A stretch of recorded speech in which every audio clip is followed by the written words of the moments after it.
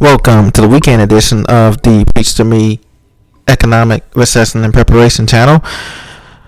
It's Saturday night, October 15th, 2022, and just wanted to briefly come on tonight and talk about, or this evening, to talk about the consumer spending has been delayed, is going down, the surging cost of healthcare and food, combined with all Americans' budgets being slashed in terms of credit availability, and the debt continues to rise. And so as we head into this fourth quarter, as we predicted earlier, that we were going to have chaos among the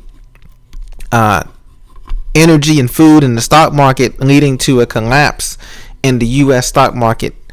We believe that in the next 2 to 3 years, we could see the stock market be slashed in half in terms of its overall value, or even more, as we continue to spiral deeper into this recession. So CNBC.com said on Friday that consumer spending was flat in September and below expectations as inflation takes its toll. Now, we already know that food and gas was up, but auto sales inflation has come flatline. Numbers are starting to go down. We also see that retail sales inflation in clothing stores, as you can see here, this lady's in New York and Soho, clothing and retail inflation has gone up to almost 10 to 12% over the last 2 months. Gasoline is on the rise. The average price of a U.S. gallon of gasoline, according to AAA, is above $3.99 a gallon now for regular. So we're headed above $4 gas.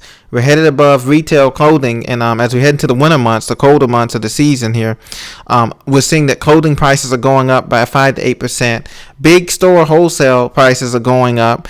It seems like whatever store you go to, grocery store, you end up spending at least $100 to $120 minimum just to get the basic supplies. And prices are going up through the roof, from Costco to Walmart to Sam's to BJ's to Winco, Ralph's, all these stores. Prices are going up tremendously. You go in one day and you see eggs are $6.99, next day they're $8.99 for less than a dozen. And so the prices are going up monthly now. Weekly and monthly now. We no longer think prices are going up yearly here in the gain. And the cost of healthcare is surging as we continue to add these bills. Listen, medical expenses, according to MarketWatch.com, have jumped in the past year to its biggest increase since 1993. And this is important because this affects those of us either who have insurance, those who don't have insurance, medical insurance. Just to go to some of these urgent care centers here, you're spending a lot of money. So if your child or if yourself, has a breakout or something, breaks their arm or breaks their fingers, or has a breakout or a rash or something, just something minor, but something that needs medical attention. Medical expenses have gone to rise during the pandemic, after the pandemic, and even before the pandemic. High inflation is burning up medical expenses here. And this is going to be a very big problem as hospitals, as you know, smaller hospitals were shutting down. Remember how the media was trying to blame that on the nurses shortage and how the nurses wouldn't take the poke, they wouldn't take the shot, and so they couldn't work. Well, now that has faded. A lot of these smaller community hospitals are closing up. And you see it in a lot of your small towns too, in the Midwest and the Southeast, and in out West, and even in the Northeast. The smaller hospitals are closing up because they can't generate the revenue from the outpatient surgeries and services, because they say the pandemic hurt them, quote unquote, and to a lesser extent it did. We shut down for a year or two, or even 3 years now going on. But what hurt them the most was that the medical reimbursement from these insurance companies is going down too. So healthcare costs are rising. Quote, the average cost of healthcare rose an average of 3.5% from the year 2000 to 2019. That's almost double the rate of U.S. inflation overall. Medical care is one of the two biggest drivers of inflation, along with housing in the consumer price index. So it's odd that the consumer price index includes medical costs and housing costs, but doesn't include food, energy, and transportation and utilities costs. Isn't that crazy? Well, this is just the way it works. The CPI, the consumer price index that they track every month. So we have continuing debt. As you can see, the national debt is above $31 trillion. Remember last year we were talking about it getting above $28 trillion. Now we've exceeded that. And it's not so much that these numbers mean a whole lot, but it's just that when you have so much debt that you can't make payments on it and you default. And this is what the whole world is facing right now. We have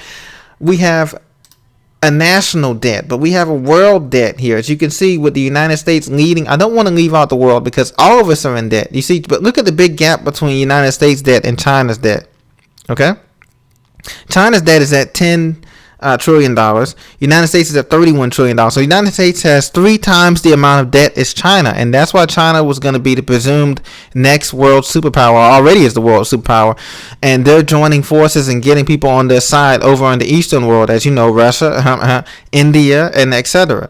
But look at the gap between the national debt between these countries. Okay, look at by far United States leads 3 times the national debt, and they have, look at our population, guys. We only have 332 million officially. Now we know unofficially we have about 350 million people if we count the migrants and just all the different things that have been happening. People coming in on asylum from Ukraine and all the other places that we got going on from Mexico and Canada, everywhere. So we'll just say between 330 to 350 million people for our population, right? That's growing every day.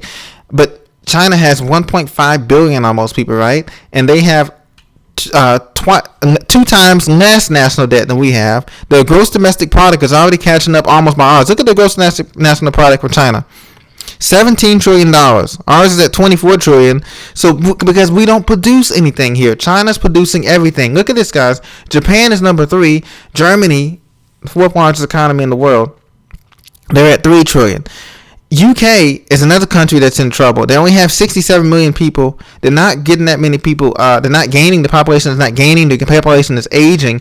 Plus, they have a $3 trillion national debt. And as you know, their Prime Minister, Miss Liz Truss, just sacked or fired her finance minister, Kwasi Mtume.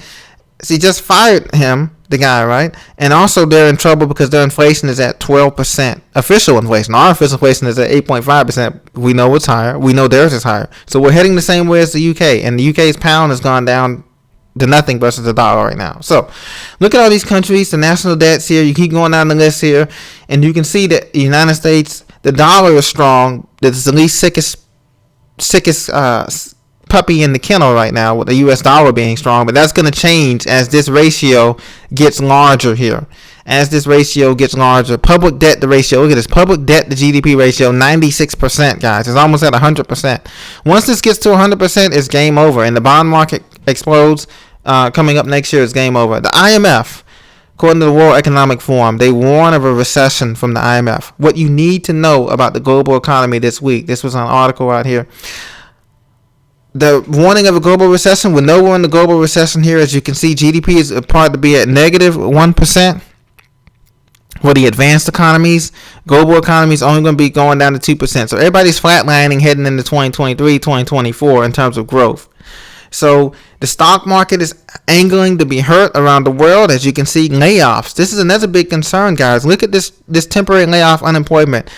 Layoffs are going to be on the rise again. You see how it's coming up now? It's going back up on the roller coaster. Look for massive layoffs come the new year 2023. From January 2023 to June 2023 in the private sector, retail, transportation, hospitality, utilities.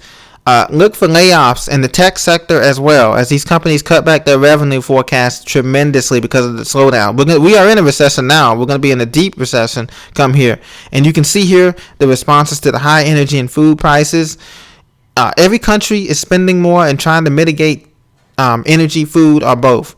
Unfortunately, you cannot print up money to help a food shortage. You cannot print up money to help rising medical costs in terms of the logistical things, when you have hospitals closing, when you have schools that may be impacted, funding may be impacted with these property taxes and everything that's going to be going down as these prices go down tremendously on these houses in the next 2 to 3 years.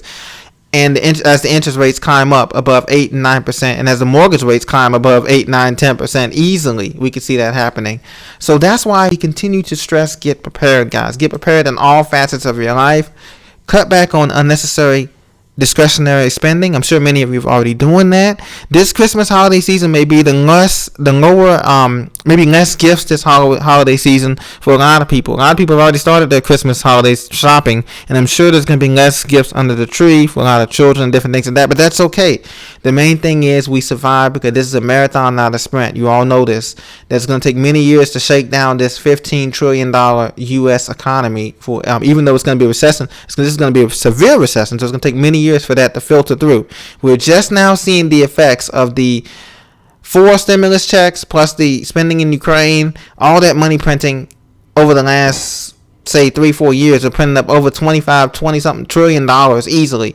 We're just now seeing that filter to the system in higher prices, higher taxes, and less services for the United States citizens. And this is what we're going to be seeing as we head to a more of a technocratic transition on automation economy, or even sort of a cross between a communistic, technocratic, socialism type of blend economy. Unfortunately, that's what we're going to.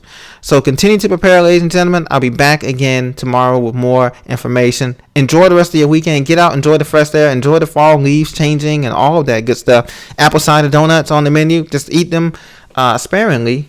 As you know, we still want to be in shape, but you can cheat day. Have a cheat day to enjoy yourself. Until then, take care. God bless. I'll talk to you very soon. Thank you very much.